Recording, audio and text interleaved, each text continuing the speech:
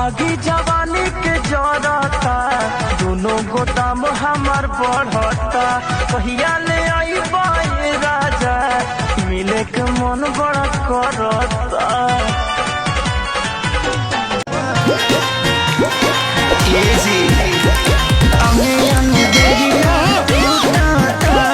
मकई के लावा जैसे फूटता दिया के जोड़ा मोर सैया हो सुतल तनी हमके बताओ सखी ससुरा के बात हो कैसे कटल सैया जी के संगे रात हो। ओ हम ता ढोढ़ी मुनले रहनी पियरी माटी से पियब मुआ न खोदे मुसुकी कायल बा दिल हमरो घायल बा चले लू रहिया में जब छनकत पायल बा कितन मनाई खियाई ठुस ठुस के जाके बैठ जाला कोना में रुस के अरे लइका कहाई के गुलार लीले पतैया जब तोहरा दुआरे दुल्हा के कटब गनासी से भले मरब हम फांसी से तोरा दुल्हा के कटब गनासी से। झूठे हवाई फायर मारत रहो हो खाली टुकुर टुकुर यादों जिन्नी हारत रहो हो खाली टुकुर टुकुर यादों बुझो गोरी सटलाया खटला से गल गईनी तोहर देखी सूरतिया फिसल गईनी अब तो कमर के नीचे भी उठल हगता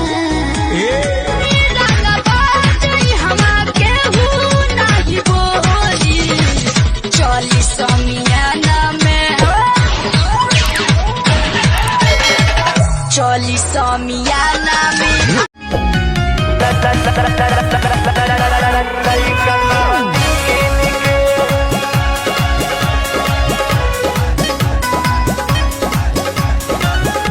रतिया के आवेला ना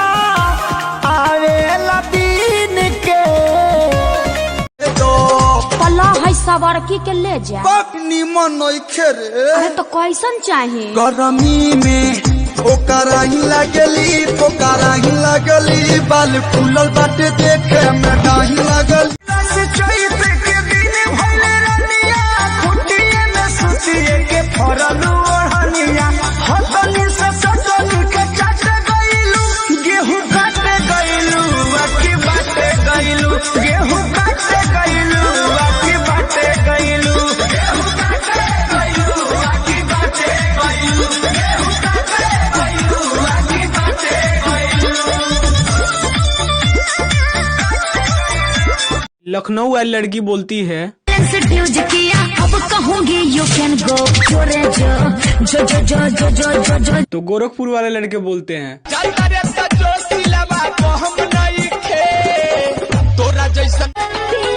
मना कहिनी पुरुबवा ना जई हो ए पिया हाथे कवनो के कुछबो ना खई हो ए पिया बोल मुंह के बिगड़ तुम्हारी फर्जी है मेरी मर्जी है जब चाहे लगा देंगे ले बजी हमारे पति देवजी से जिया पर आते हैं पते बजी हमारे हाय कोई काहे निहारो तारो